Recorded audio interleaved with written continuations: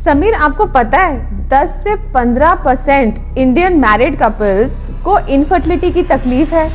और जो latest data 2018 में आया है उसमें 27 मिलियन कपल्स को इनफर्टिलिटी की प्रॉब्लम है। बहुत बड़ा नंबर है ये। यस, बहुत बड़ा, 27 मिलियन। पुरुषों को ऐसा क्यों लगता है कि उनको कोई दिक्कत नहीं है? तो मुझे ये नहीं समझ आता कि पुरुषों को क्या दिक्कत है, वो क्यों नहीं आते हैं अपना इलाज कराने। जब इतना साइंस एडवांस हो चुका है तो पुरुषों को भी आगे बढ़ के आना चाहिए अपना इलाज कराने। आपको ये पता है कि जब एक फीमेल चाइल्ड बॉर्न होती है तो उसकी बॉडी में ऑलमोस्ट 7 मिलियन एग्स होते हैं। You no, first question I ask कि आपको अपना फर्टाइल पीरियड पता है? डू यू नो कि कब एग रिलीज होता है? तो कई बार पेशेंट्स को नहीं पता, वो कहते नहीं हम तो वैसे ही ट्राई कर रहे हैं साल भर से। तो मैं आपको ना यूट्रस का एक मॉडल दिखाना चाहती हूँ, ठीक है? तो जब भी कोई पेशेंट मेरे पास आता है तो मैं उनको बताती हूँ कि भाई आपको कंसीव करने के लिए 3 चीजें काम करनी बहुत जरूरी है। हाँ, सो कई बार ऐसा होता है कि पेशेंट हमें कहते हैं कि नहीं डॉक्टर, आप ना अपने पेपर पे आईवीएफ मेंशन मत करना। जब पेशेंट प्रेग्नेंट हो जाता है they don't want to tell people कि हमने आईवीएफ कराया है। And at the age of 37 years you are only left with 25,000 eggs. So the biological clock is ticking very fast. और एक टेस्ट ट्यूब में ही आपके एम्ब्रियोज बनाए जाते हैं। टेस्ट ट्यूब मतलब एक लैब में। That's why they are called test tube babies. आपने सुना होगा ना ये सेलिब्रिटीज, डायना हेडन, प्रियंका चोपड़ा, इन्होंने अपने एग्स पहले ही फ्रीज करा लिए थे। चटपटी stories, phenomenal information and awesome conversation जो करेंगी आपको हेल्प। द सैम के शो। बच्चा पैदा करना अब बच्चों का खेल नहीं रहा है। आईवीएफ, इक्सी, आईयूआई, बहुत ऑप्शंस अवेलेबल हैं आपके पास। आज हम बात करने वाले हैं डॉक्टर ध्वनि मागो से, जो एक आईवीएफ स्पेशलिस्ट हैं। वो हमें बताएंगी इनफर्टिलिटी रेट्स पुरुषों में और महिलाओं में कितनी होती हैं, क्या समाधान होते हैं इनके, कैसे यहां पर उपाय अवेलेबल हैं आज की डेट में, और मेडिकल एडवांसमेंट्स किस तरीके चल चुकी हैं और किस ओर जा रही हैं। ये सारी बातें करी हमने इस पर्टिकुलर वीडियो के अंदर। पूरा वीडियो जरूर देखिएगा क्योंकि इनफर्टिलिटी पे और उनके समाधानों पे बहुत सॉल्यूशंस आपको मिलेंगे यहां पर। डॉक, रोजमर्रा की जिंदगी जीते हैं हम, तो उसमें हम कभी ये नहीं सोचते हैं कि मुझे भी इनफर्टिलिटी हो सकती है, राइट? मतलब दिमाग में नॉर्मली क्रॉस होता नहीं है। करेक्ट। बट जब आपके पास, मतलब आप ये day in and day out करती हैं, आपके पास जब पेशेंट्स आते हैं कितना एक्सेप्टेंस लेवल है और किस टाइप की प्रॉब्लम्स आती हैं आपके पास? समीर, मैं आपको ये बताना चाहूँगी कि इंडिया में ऑलमोस्ट 10 से 15% मैरिड कपल्स इनफर्टिलिटी का इशू फेस करते हैं। और अगर आप पूरे इंडिया की बात करें तो जो लेटेस्ट डेटा है लास्ट 2018 का, उसके हिसाब से ऑलमोस्ट 27.5 मिलियन लोग इनफर्टिलिटी से सफ़र कर रहे हैं। 27 मिलियन इंडियंस? यस। कपल्स की बात हो रही है कि? Couples, we are talking about couples. Wow. Yes. So it is बहुत बड़ा नंबर है ये। It is a huge number. So आप ये देखिए कि अगर मैं दिन में 20 पेशेंट्स भी देख रही हूँ तो उसमें से कम 3 से 4 पेशेंट्स इनफर्टिलिटी के पेशेंट्स होते हैं।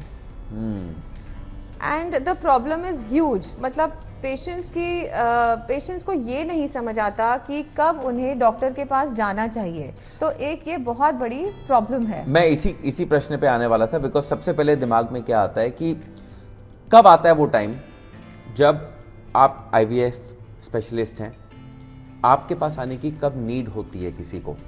वो मौका कब आता है, टाइम कब आता है? यस। सो देखिए, हम सब भी कपल्स को ये बताते हैं कि जब भी आप डिसाइड करते हैं कि अच्छा नाउ हमें कंसीव करना है, हमें बच्चा चाहिए, आपने डिसीजन ले लिया, which has to be a mutual decision, दोनों का, हस्बैंड वाइफ का मिलके डिसीजन होना चाहिए।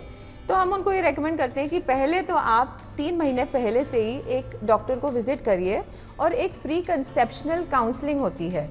तो प्री कंसेप्शनल काउंसलिंग मतलब हम उसमें आपकी कुछ टेस्टिंग करते हैं, आपकी हिस्ट्री नोट करते हैं, आपकी मेडिकल प्रॉब्लम्स क्या है, कोई जेनेटिक डिसऑर्डर्स हैं फैमिली में, ये सब चीज़ें रूल आउट करी जाती हैं। अगर कुछ आपके रिपोर्ट्स में निकलता है तो उसको सही किया जाता है, कुछ गड़बड़ी आती है तो और आपके प्री नेटल विटामिन शुरू किए जाते हैं। सो ये सब चीजें प्री कंसेप्शुअल काउंसलिंग में आती हैं। कई बार उसी में कई प्रॉब्लम्स निकलती हैं जो आपके पास नॉर्मली पेशेंट्स आते हैं ये बोलने के लिए कि सीधा IVF कर दीजिए हमें तो सिर्फ यही करना है, हमें बच्चा आज चाहिए।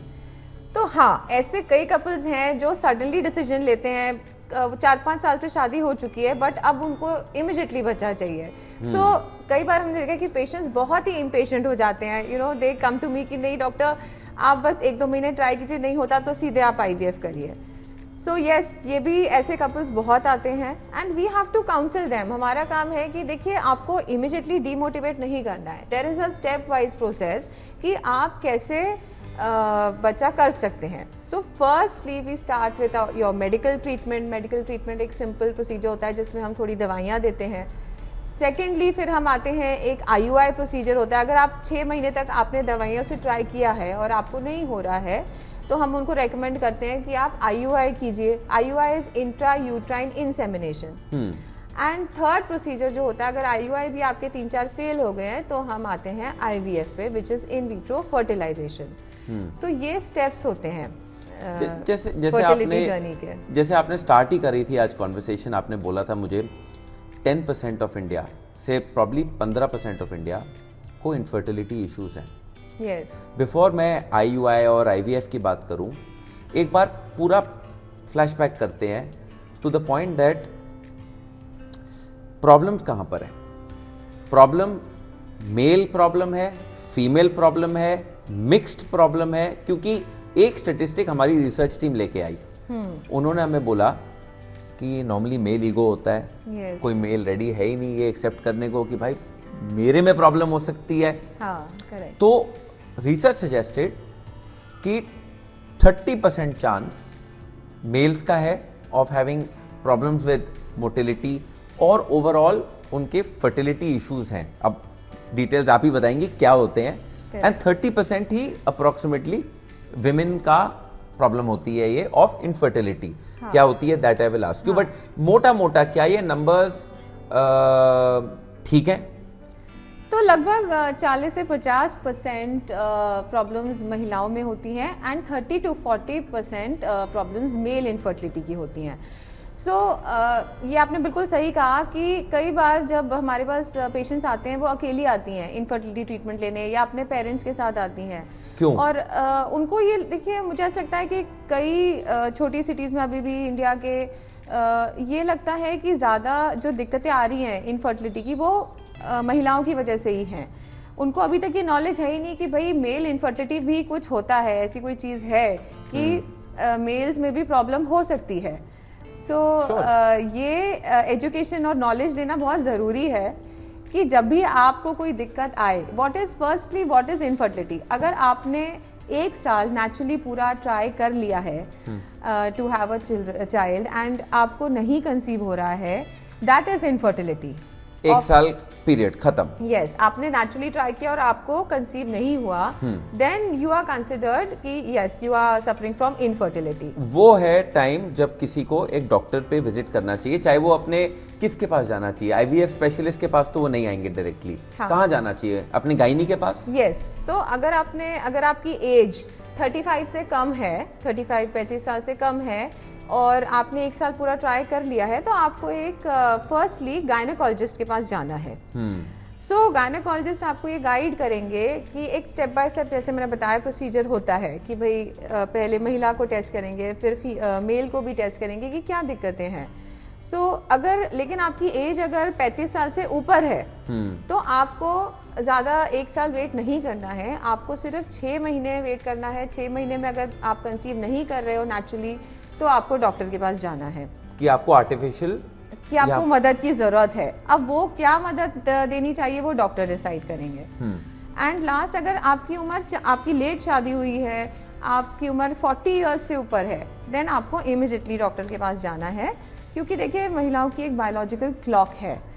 तो आपको ये पता है कि जब एक फीमेल चाइल्ड बॉर्न होती है तो उसकी बॉडी में ऑलमोस्ट 7 मिलियन एग्स होते हैं At birth, yes. There are 7 million. Yes, 7 million eggs when you are born.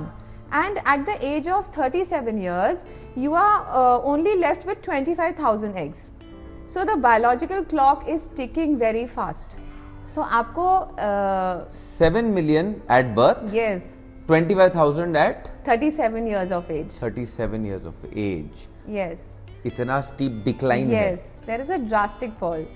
तो आपको इसीलिए हम कहते हैं कि और आजकल शादियां डॉक लेट हो रही है। 30 से पहले yes, शादी नहीं हो रही। yes. 35 से पहले लोग कंसीव करने का सोच ही नहीं रहे हैं। Correct. तो बायोलॉजिकली हम उस रास्ते निकल रहे हैं जहां पर yes. क्या हम आर्टिफिशियल प्रेगनेंसीज की तरफ मूवमेंट हो रही है worldwide, globally. Globally see that is the reason कि आपने सुना होगा अब एग फ्रीजिंग टेक्निक्स आ गई है। So you know that is also एक चीज़ है जो सबको पता होना चाहिए कि अगर you are a working lady या आपकी लेट शादी हुई है या आपको अभी बच्चे नहीं करने, आपको डिले करने हैं, तो there is this egg freezing की ऑप्शंस आपके पास अवेलेबल हैं। एग फ्रीजिंग में ये होता है कि your best fertile period is when in a female lady is जब आप 28 से 32 साल के होते हैं। तो इस बीच में आपका बिल्कुल प्राइम होता है फर्टिलिटी का। तो पहले ज़माने में कहते थे ना कि भाई आप 30 से पहले बच्चे कर लीजिए। तो दैट इज़ अगर आप नहीं प्लान कर रहे हैं तो that is your best time कि आप अपने अंडे फ्रीज कराइए। इन इंडिया आपको अंडे कैसे फ्रीज कराए जाते हैं? हाँ, सो कुछ लॉज हैं इंडिया में, भारत में अभी आप अपने अंडे 5 साल तक फ्रीज कर सकते हैं और उसका एक छोटा सा प्रोसीजर होता है। उसमें कुछ हम दवाइयाँ देते हैं, अंडों अच्छे नंबर ऑफ एग्स बनाते हैं, क्वालिटी इंप्रूव करते हैं और अंडर एनेस्थीसिया वो एग्स को निकाला जाता है। सेफ प्रोसीजर है ये एक? Yes yes, it is a very safe procedure. General anaesthesia के अंदर? यस, जनरल एनेस्थीसिया में किया जाता है ये और करीब 15 से 20 मिनट का प्रोसीजर होता है। सो किसी भी अच्छे IVF सेंटर में ये एग फ्रीजिंग की फैसिलिटी अवेलेबल होती है। एंड वो महिलाएं जिनकी शादी नहीं हुई है पहले यस टाइम पे, हाँ, वो अपने एग्स फ्रीज करा ले तो बेहतर रहेगा। यस ऑफ कोर्स, क्योंकि जैसे हमने बताया कि ऐसा कई बार हुआ है कि जब पेशेंट्स हमारे पास आते हैं, they are already 35, 36 years, and जब वो डिसीजन लेते हैं कि अब हमें बच्चा चाहिए, तो एक महिलाओं का ना एक ओवेरियन रिजर्व है, ऑलरेडी वो काफ़ी गिर चुका होता है। उस समय फिर उनको जेनेटिक चाइल्ड का ऑप्शन खत्म हो जाता है क्योंकि उनके अंडे की क्वालिटी इतनी कमज़ोर हो चुकी है कि वो अपने खुद के एक जेनेटिक चाइल्ड नहीं कंसीव कर पाती। हम उनके एग्स नहीं यूज़ कर सकते IVF में। एट दैट टाइम हम उनको एक डोनर एग का ऑप्शन देते हैं। सो उस समय क्या होता है, कई और ये लीगल है? हाँ, yes of course, donor egg is absolutely legal. Only thing is कि कुछ पेशेंट्स इस चीज़ को एक्सेप्ट ही नहीं कर पाते, लेकिन यस जिनको यू नो एक्चुअली बहुत चाहते हैं, बच्चे चाहिए, so they go ahead with the donor egg. तो उस प्रोसेस में रहता है कि भाई जो ऐसे काफ़ी केसेस आते हैं आपके पास? Yes, there are many cases, because आजकल क्या है कि प्री मेच्योर ओवेरियन फेलियर भी देखा जा रहा है। यू नो अंडों की क्वालिटी टाइम से पहले ही कमज़ोर होने लगी है। जैसे मैं बताया कि 35 के बाद तो एक नेचुरल प्रोसेस है, बट कई बार महिलाओं में हम देख रहे हैं कि बिकॉज ऑफ स्ट्रेस या because of genetic factors, cancer की वजह से, तो अंडे की क्वालिटी इवन 30 पे 32 पे भी कम होने लगी है। तो ऐसे पेशेंट्स के पास एक एग डोनेशन एग डोनर लेने का ऑप्शन होता है। It is these egg donor banks are there which are available in IVF centres.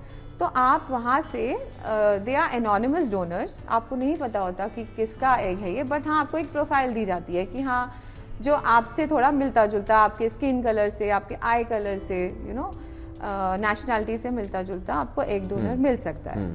And the genetic component, yes आपके हस्बैंड का ही सीमन सैंपल लिया जाता है। So yes the genes are there of your husband. तो ये तो था महिलाओं को अगर कोई दिक्कत आती है। जो पुरुष हैं अगर उनको कोई दिक्कत आ रही है, सबसे पहले तो उनको पता करना पड़ेगा कि क्या दिक्कत आ रही है। तो वो क्या मार्कर्स चेक कराने के लिए किसके पास जाएंगे कि खुद भी वो फाइंड आउट करेंगे? बिकॉज आपने जो शुरू में एक परसेंटेज दी कि 35 से 40% जो पुरुष हैं उनको इनफर्टिलिटी है करंटली। मगर मैंने एक और डेटा, मेरी रिसर्च टीम एक और डेटा लेके आई थी, उन्होंने बोला पिछले 50 साल में 40% रेट फॉल करा है मोटिलिटी का, स्पर्म मोटिलिटी का ओवर द इयर्स। मतलब ये एक ट्रेंड है जो अब क्रेडिबली डॉक्यूमेंटेड है। करेक्ट। तो अगर ये केस है, सबसे पहले तो मैं आपसे ये पूछना चाहूंगा क्या मार्कर्स हैं, कैसे पता चलता है कि एक मेल इनफर्टाइल है? तो देखिए, जब भी हम फीमेल की टेस्टिंग करते हैं तो हम रेकमेंड करते हैं कि साथ साथ मेल की भी हम टेस्टिंग करें, क्योंकि इट इज़ ऑलवेज बेटर कि भाई कोई चीज़ छूटे ना। अब मेल्स में सबसे पहले होता है सीमेन एनालिसिस। सीमेन एनालिसिस मतलब आपके सीमेन की टेस्टिंग करी जाती है। तो हम रेकमेंड करते हैं कि जब तक आप 3 दिन तक ना मिले हो तो आपको वो सीमेन सैंपल देना है किसी अच्छे लैब में जहाँ पे टेस्ट होता है सीमेन एनालिसिस। एंड उसमें हम सीमेन के पैरामीटर्स चेक करते हैं। तो सीमेन के 3 मेनली पैरामीटर्स होते हैं, आपकी मोटिलिटी सीमेन की, या सीमेन की मॉर्फोलॉजी मतलब शेप कैसा है उसका। मॉर्फोलॉजी, शेप, और मोटिलिटी क्या हुई? मोटिलिटी इसकी मूवमेंट कितना है स्पर्म में।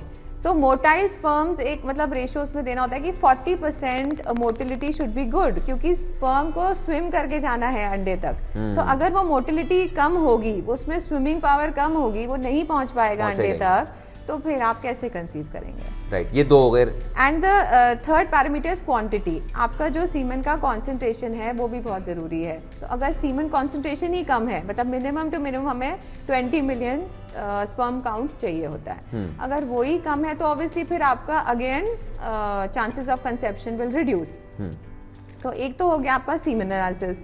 बाकी कुछ हार्मोनल टेस्टिंग होती है। आपका बहुत ज़रूरी है कि आपका शुगर लेवल सही हो। आपके विटामिन लेवल्स चेक किए जाते हैं, vitamin D, vitamin B.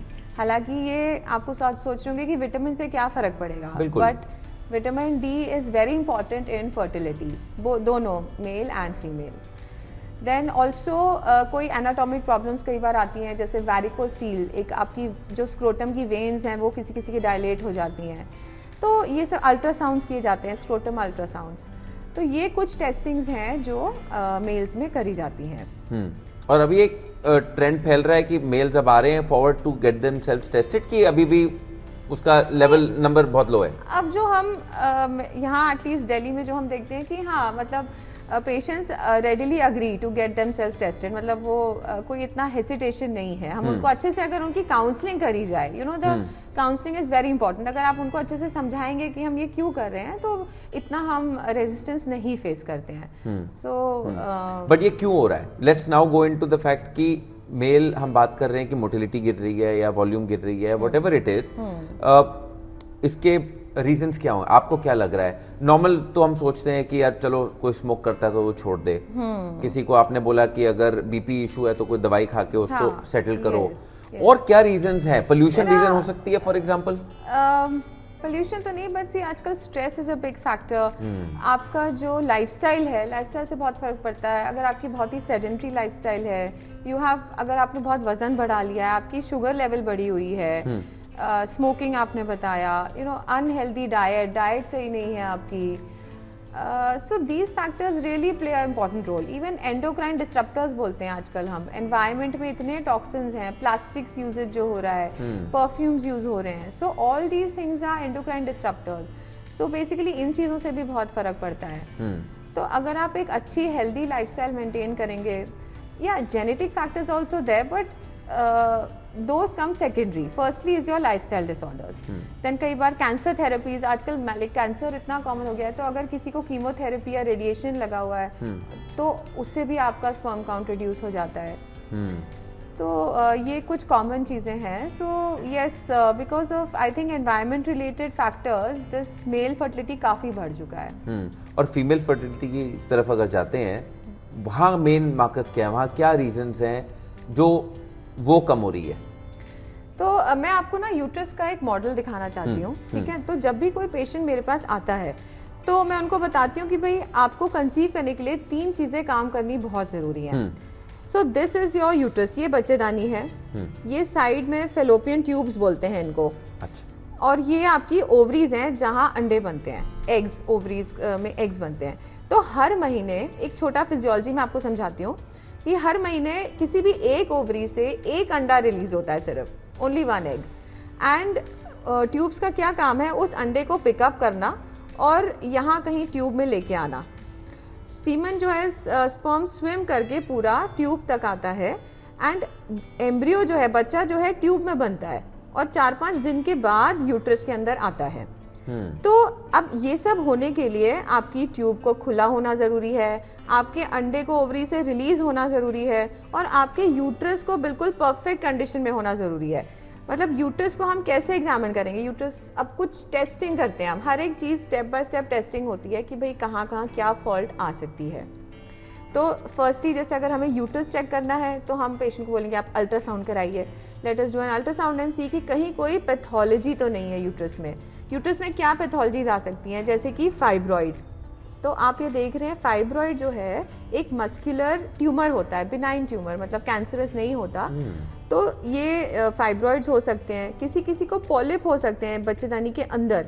Polyps मतलब again it is a extra growth of tissue, किसी भी एक्स्ट्रा टिश्यू यहाँ पे आपको बच्चेदानी के अंदर कभी कभी मिलता है। या एंडोमेट्रियोसिस की तकलीफ हो सकती है, आजकल एंडोमेट्रियोसिस बहुत कॉमन हो गया है। वो क्या होता है? तो एंडोमेट्रियोसिस इज अ डिजीज जिसमें आपका जो मेंस्ट्रुअल ब्लड है वो या तो आपकी यूट्रस की वॉल के अंदर जाके जम गया है, या कभी कभी वो ट्यूब से बाहर स्पिल होके आपके ओवरीज में जाके चिपक जाता है, जिस वजह से सिस्ट बनने लगते हैं ओवरीज में। तो एंडोमेट्रियोसिस भी आपको it is very common problem for infertility. तो ये सब चीजें हम अल्ट्रासाउंड करके चेक करते हैं। सेकेंड स्टेप होता है ट्यूब चेक करना, वो ट्यूब टेस्ट होता है कि भाई ट्यूब खुली है कि बंद है। एंड थर्ड होता है आपकी ओवरीज को चेक करना, that is your ovarian reserve. Like I said कि एक टेस्ट है AMH।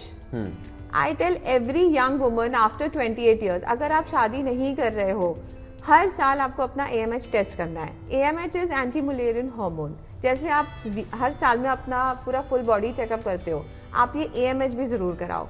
This will tell you कि हाँ आपका ओवेरियन रिजर्व अच्छा है, तो आप 1 साल और वेट कर सकते हैं टू कंसीव।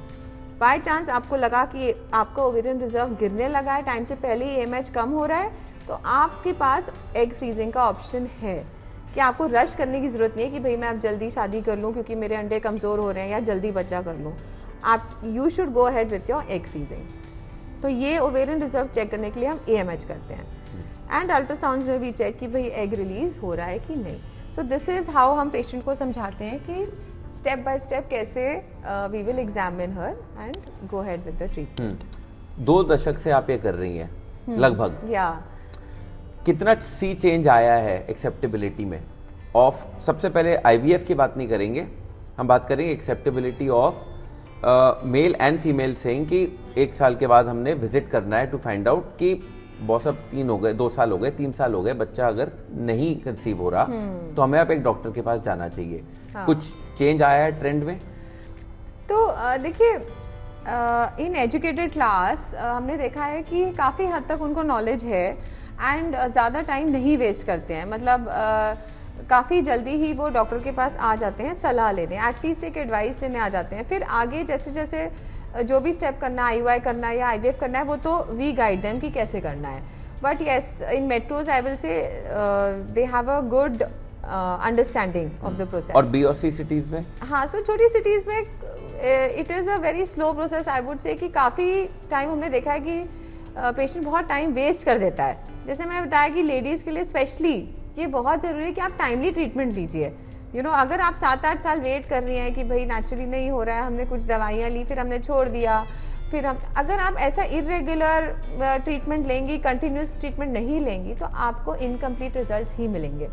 जब भी कोई पेशेंट मेरे पास आता है, ऑलवेज टेल देम कि आपको ना एक मतलब कंटिन्यूस होकर ट्रीटमेंट लेना है, आपको गैप्स नहीं लेने ट्रीटमेंट में। कई बार पेशेंट एकदम डीमोटिवेट हो जाता है, थक हार जाता है, वो गिव अप कर देते हैं। तो ये जो फर्टिलिटी जर्नी है, it is actually you know hope and faith is very important. आपको अपने डॉक्टर पे फेथ होना चाहिए and you should not lose hope. So we have I tell you कि हमने इवन 48-49 ईयर ओल्ड लेडीज़ भी IVF करके कंसीव करके जा रही हैं। सो नाउडेज साइंस इतना एडवांस हो गया है कि imagine even after menopause you can conceive.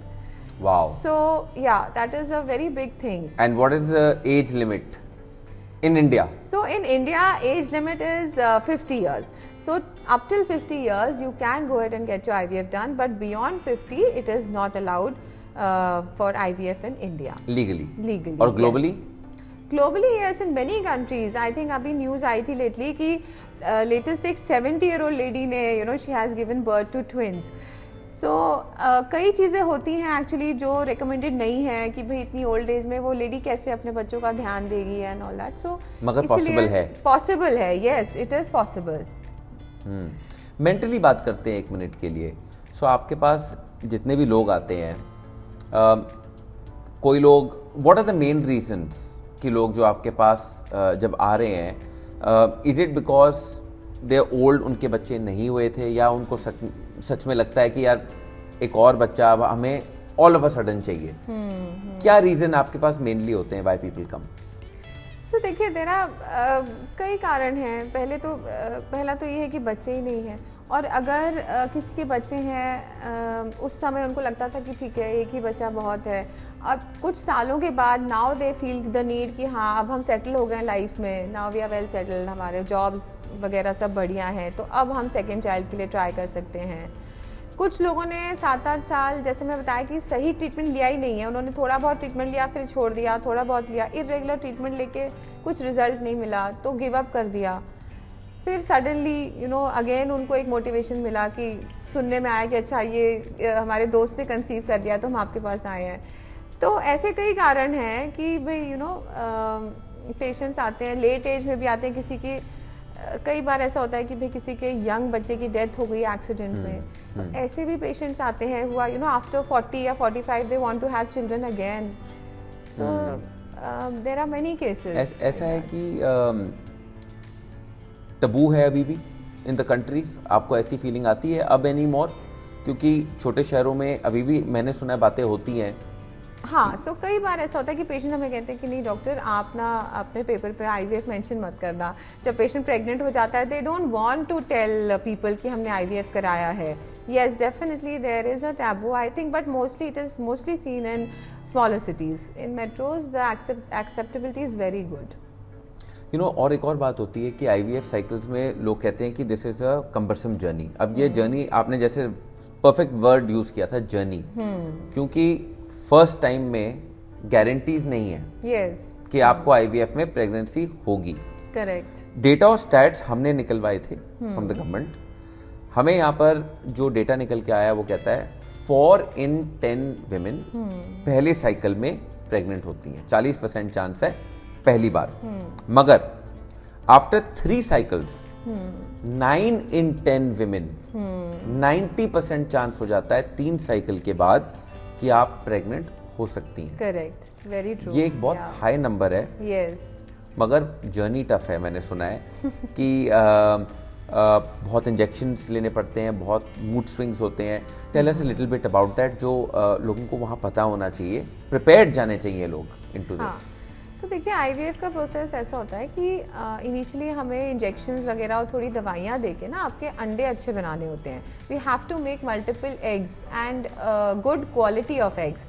तो वो कैसे हम करेंगे, दैट इज़ कुछ आपको दवाई और इंजेक्शंस देके। Yes you may require about 7 to 8 injections and then आपको अंडर एनेस्थीसिया एक प्रोसीजर होता है एग रिट्रीवल, मतलब आपके अंडे आपके बॉडी से निकाले जाते हैं। एक अल्ट्रासाउंड गाइडेड प्रोसीजर होता है, कोई उसमें आपका इंसिजन वगैरह कुछ नहीं आता। एंड दोज एग्स जब हम निकालते हैं एंड देन हस्बैंड का सीमन लिया जाता है और एक टेस्ट ट्यूब में ही आपके एम्ब्रियोज बनाए जाते हैं। टेस्ट ट्यूब मतलब एक लैब में, that's why they are called test tube babies. So जब एम्ब्रियोज बाहर, we try to make at least 2-3 embryos, जितने भी हमें अच्छे एग्स मिल जाएं उस हिसाब से एम्ब्रियोज बनते हैं। And then that embryo is transferred inside the uterus of the female. So this is what IVF procedure is. And so the main painful part is the injection part. Yes. Firstly जो पहले हमें थोड़े injections देने होते हैं अंडा बनाने के लिए, और बाद में थोड़े इंजेक्शंस देने वो प्रेगनेंसी मेंटेन करने के लिए। So yes, you have to be little strong and that pain of the injections is the main thing. बाकी तो सारा अंडर एनेस्थीसिया किया जाता है procedure. So we just counsel the patients. और ये साइकिल कितना टाइम चलती है, कितने टाइम तक आपको एक गाइडेड वे में करना पड़ता है? तो अगर थ्रू आउट द प्रेगनेंसी? नहीं, नॉट थ्रू आउट, नो। तो इंजेक्शंस ऐसा हम थ्रू आउट नहीं देते। इनिशियल जो फर्स्ट 3 months का एक पीरियड है, या हम वेट करते हैं कि वो हार्ट बीट तक आ जाए बच्चे की, अगर हार्ट बीट आ गई अल्ट्रासाउंड पे, so that is the time जब तक इंजेक्शंस चलते हैं, then we reduce the quantity of medications. So I think those first 1.5 months is the critical time. मैं एक और चीज़ डेटा हमने एनालाइज करवाई थी और हमें पता चला था कि जो नंबर है 35 इयर्स या यंगर में आपको अगर पॉसिबिलिटी है 36% चांस है आपके पास प्रेग्नेंट होने का एट द फर्स्ट साइकिल।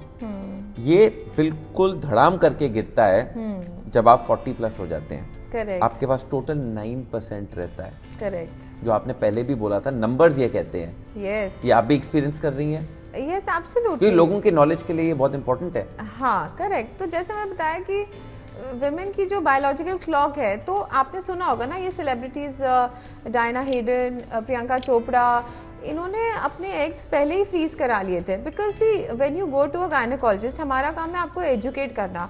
अगर आप उस समय तैयार नहीं हैं to have a child, you freeze your eggs so that जब बाद में आफ्टर 35 आप अपने करियर में सेटल्ड हैं, आपकी शादी हो गई है and you want to have children, तो वही एग्स को थॉ किया जाता है, उनको डीफ्रीज किया जाता है और फिर आईवीएफ प्रोसीजर के थ्रू ही एम्ब्रियो बना के आप में ट्रांसफ़र किया जाता है।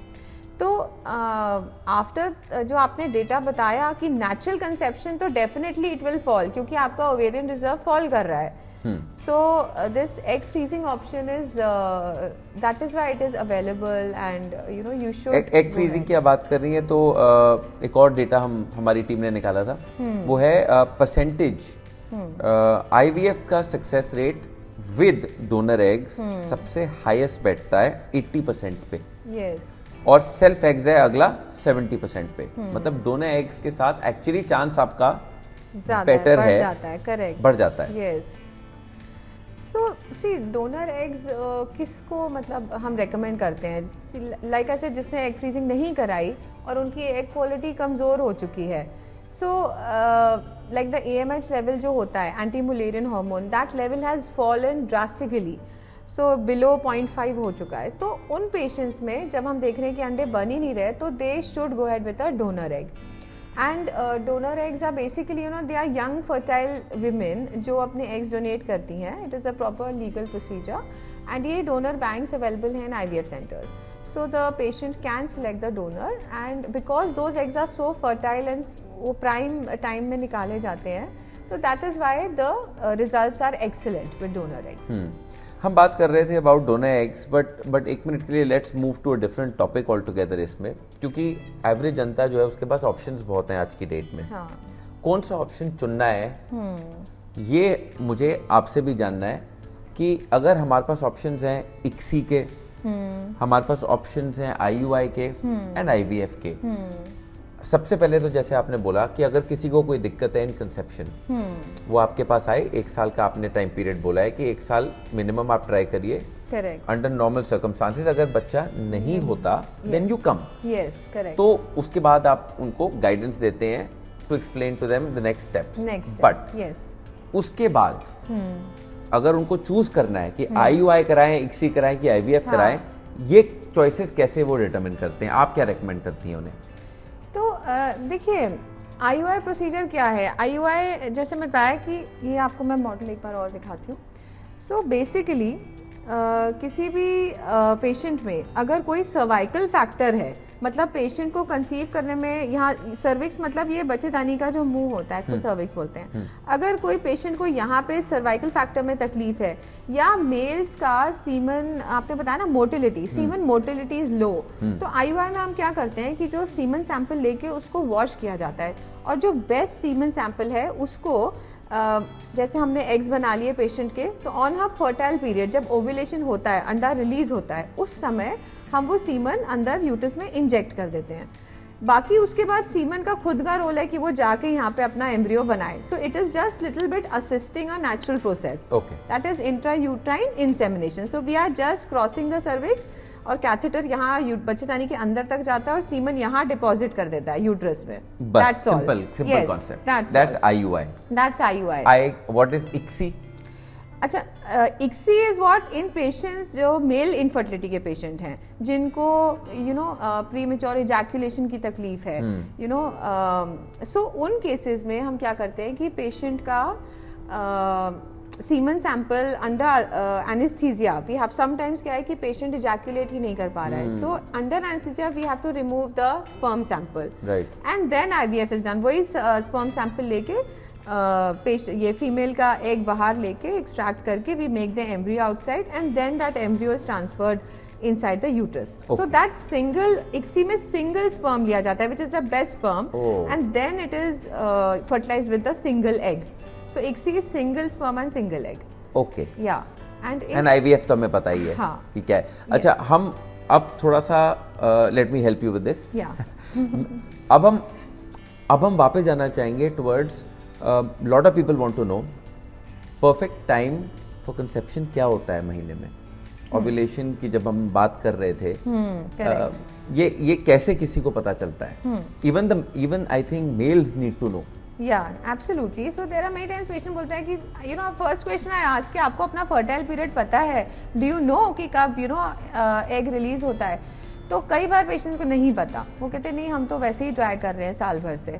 सो see your fertile period is in a regular cycle. अगर फीमेल पेशेंट जो है उसकी मेंस्ट्रुअल साइकिल एकदम रेगुलर चल रही है which is 28 to 30 days, in a regular menstrual cycle your fertile period will be somewhere between day 13 to day 17. That is your fertile period. तो day 1, yes, day 1 हम लेते हैं first day of the period, that is day 1, and then we start counting to from day 13. I tell them कि this is your time कि आपको daily intercourse you have to do from day 13 to day 17. This is when your egg will be released and you will conceive. So right. This is the fertile period in a regular cycle. 4-day window होती है. Yes. So if किसी lady की cycles are irregular, किसी का delayed period है, it is an irregular cycle, then it is difficult to track the ovulation. फिर उनको पता ही नहीं चलेगा कि ovulation कब हो रहा है। तो इसलिए अगर आपको irregular cycles हैं, you please come and take your treatment. आप उसको cycles को regular कराइए, because then आपका ovulation time पूरा derange हो जाता है। कुछ और questions थे जो comment section में हमें आए थे through other videos as well. People wanted to ask कि वो कह रहे हैं कि अगर वो birth control pills लेते हैं, so does that impact, उससे क्या एक negative impact होता है for the body जिसमें pregnancy becomes a problem? ऐसा भी होता है? No, so it's just a myth. I want to tell you कि ये it's a complete myth because there are many times जब हमें जैसे PCOD का ट्रीटमेंट देना है, कोई हार्मोनल इश्यूज हैं, तो हम regularly oral contraceptive pills recommend करते हैं for contraception in a young age group. मतलब 35 से कम ईयर्स की एज ग्रुप में oral contraceptive is the best option OC pills for contraception. तो ये it is just a myth कि आप अगर ये ओरल कॉन्ट्रासेप्टिव्स लेंगे तो आपको कोई दिक्कत आएगी आगे फ्यूचर में इन कंसेप्शन। तो ऐसा कुछ भी नहीं है, आप बिल्कुल सेफली आप रेगुलरली ओसी पिल्स ले सकते हैं। यस, ये है कि अगर आपने जैसे साल भर लिया तो आप 2-3 महीने का एक गैप दे दीजिए बीच में and then you again start with the cycle. And what about जो महिलाओं ने अबॉर्शन कराया होगा अपनी लाइफ में, क्या उनके लिए टफर हो जाता है कि ये भी एक मिथ है?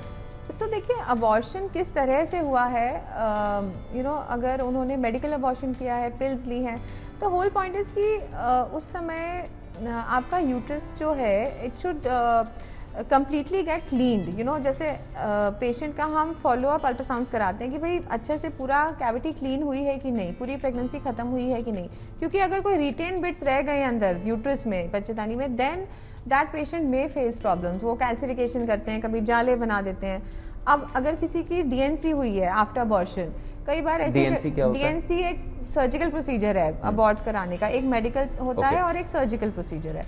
तो अगर पेशेंट ने सर्जिकल प्रोसीजर कराया है यूट्रस को क्लीन करने का, प्रेगनेंसी हटाने का, उसको डीएनसी बोलते हैं। अगर उस समय वो बहुत ज़्यादा किसी ने उस यूट्रस को क्यूरेट कर दिया है तो जाले बनने के चांसेस बढ़ जाते हैं, इन्फेक्शंस हो सकते हैं जिससे कि अंदर एडेजन्स बन जाए बच्चेदानी में, देन पेशेंट में face problems. So that depends कि कहाँ हुआ है डीएनसी और अच्छे से मतलब हुआ है कि नहीं। चलिए डॉक, अब चलते हैं कॉस्ट की तरफ एक मिनट के लिए, बिकॉज बहुत इंपॉर्टेंट है ये भी जानना। अब हमारी टीम ने पता कराया इंडिया में तकरीबन 1.2 to 2.5 के डॉलर्स की बात हो रही है, मतलब 2.5 लाख रुपए ले लेते हैं, 1.25 लाख से 2.5 लाख रुपए लगते हैं to get an IVF done in India. अब हम इसी को कंपेयर करते हैं यूके से, तो वहां पर है $6,000, मतलब तकरीबन 5.5 लाख रुपए के करीब। और अगर हम यूएस तक जाते हैं तो वहां पर $30,000 तक की भी बातें हो रही हैं, मतलब 25 लाख रुपए करेक्ट, वही प्रोसीजर करने के लिए जो इंडिया में है। क्वेश्चन ये है मेरा, क्वालिटी में कोई फर्क है? No, absolutely not. I will say that जो हम इंडिया में IVF हो रहा है, दैट इज ऑल्सो मतलब we are using best quality medicine and it is as good as what medications are being used abroad. तो कोई खास फर्क है नहीं। एंड यहाँ आप अगर हम रुपीज़ में बात करें तो एक IVF साइकिल करीब करीब आपको 1.4 से लेके 2 लाख के बीच में एक IVF साइकिल का खर्चा आता है। कई बार वो आपको पैकेज दे देते हैं कि भाई अगर आपको लगता है कि एक साइकिल में ही होगा, you can take a package कि उसमें थोड़ा आपको कॉस्ट इफेक्टिव रहता है कि भाई एक बार अगर फेलियर है तो they can try again in a lesser cost. लेकिन अगर आप डोनर एग के साथ ट्राई करते हैं then the cost will increase, then it may go up to almost 4 lakhs। Okay, so yes, that is a little expensive cycle. Okay. And आप क्या notice कर रही हैं कि मेडिकल टूरिज्म इसमें हो रही है? बिकॉज सुनने में आ रहा है कि काफ़ी अफ्रीकन कंट्रीज से हम देख रहे हैं इन्फ्लक्स आता हुआ इनटू इंडिया, जहाँ पर IVF इतना रेडिली अवेलेबल नहीं है as an expertise. Yes. So there are many countries all over the world where medical facilities are not up to the mark, you know. So like you said, there are many African countries, you know, Sudani patients come a lot. Then even Bangladeshi patients are coming to India for the treatment. पहले अफगानिस्तान से बहुत patient आते थे, but now obviously after the war they are not coming. And some you know patients from Uzbekistan, so all these you know Asian countries near the Europe border, they are coming. So I would say that yeah, it is it is a very good thing for India. The medical tourism is getting boost. But medical advancements काफी हो रही है in this space? Yes. So basically, you know, now in recent advances we have started using stem cells a lot in IVF treatments. Interesting. Yeah, so stem cells आपने सुना होगा, या PRP therapies आजकल कई बॉडी पार्ट्स में use होता है। सो हम उसको कहाँ यूज़ करते हैं, जैसे मैंने बताया कि किसी के अगर एग्स की क्वालिटी फॉल कर गई है टाइम से पहले ही, so that is one area where we are injecting PRP and stem cells. So stem cells basically कहाँ से बनाते हैं, we make it from the patient's own bone marrow. It is called autologous bone marrow stem cells. तो वो bone marrow extract किया जाता है, उससे स्टेम सेल्स बनाई जाती हैं एंड वो ओवरीज में इंजेक्ट करते हैं, या फिर किसी के अगर जैसे लाइनिंग कमजोर बन रही है, बच्चेदानी की लाइनिंग वीक है, then we injected in the uterus as well. Yeah, so that is a very recent advance, although it is at a इसका क्या नाम है? स्टेम सेल्स ही नाम है? स्टेम सेल थेरेपी बोलते हैं। So either we do it laparoscopic stem cell therapy in the ovaries or we do hysteroscopic stem cell therapy in the uterus. तो जैसे कई बार किसी का रेकरेंट IVF फेलियर हो गया है, बहुत बार IVF कराया फेल हो रहा है, क्यों? क्योंकि लाइनिंग ही नहीं बनती किसी पेशेंट की, यूट्रस की लाइनिंग ही कमज़ोर रह जाती है। तो उन पेशेंट्स के लिए बहुत अच्छा ऑप्शन है स्टेम सेल थेरेपी। एंड कई बारी अनएक्सप्लेन्ड इनफर्टिलिटी है, सब कुछ कर लिया पेशेंट ने पर सक्सेस नहीं मिल रहा है, तो उस केस में भी हम स्टेम सेल्स यूज़ करते हैं। एंड स्टडीज़ में देखा गया है कि it is really you know benefiting the patients. Studies में ये भी देखा गया है कि मार्केट वैल्यूएशन IVF का जो था यहाँ पर पहले इंडिया में 2018 में $10.7 बिलियन का मार्केट था। आज की डेट में ये $17 बिलियन क्रॉस कर चुका है, मतलब डबल हो चुका है। मेरा क्वेश्चन ये है, क्योंकि अब स्प्रिंग अप हो रहे हैं नए IVF सेंटर्स ऑल ओवर, क्या सेफ है लोगों के लिए? कोई यहाँ पर कोई ब्रांडिंग होती है इसमें, कोई जैसे हम बोलते हैं सर्टन चीज़ों में FDA अप्रूवल होने चाहिए, मेडिकेशन में जब हम फार्मा में देखते हैं तो वहाँ पर भी अप्रूवल, कोई ऐसा अप्रूवल है जो इसमें होना चाहिए या देखना चाहिए कस्टमर को, क्योंकि हर जगह खुल गए हैं? यस। सो देखिए, अभी हाल ही में ART बिल लॉन्च हुआ है, 2021 का अप्रूव हो गया ART बिल। ART को आप फुल फॉर्म बताएंगी जरा? Artificial reproduction techniques. तो ये जो बिल लॉन्च हुआ है, इसमें कई गवर्नमेंट ने ना कई रूल्स एंड रेगुलेशंस शुरू किए हैं, जिसमें जो IVF सेंटर्स हैं वो उनको स्ट्रिक्टली फॉलो करने पड़ेंगे, अदरवाइज जो IVF centre will get closed. So regulation है? Yes, definitely. सो इस वजह से कई छोटे मोटे centres who are just doing a very random work, हाँ जी। वो काफ़ी हद तक कम हुए हैं। एंड IVF सेंटर्स जो बहुत अच्छा एक्सक्लूसिव बढ़िया काम कर रहे हैं, so they have got the approvals and they are going ahead. हमें कैसे पता चलता है कि हमारा डॉक्टर ध्वनि जैसा है कि उसको पता है कि वो क्या बोल रहे हैं?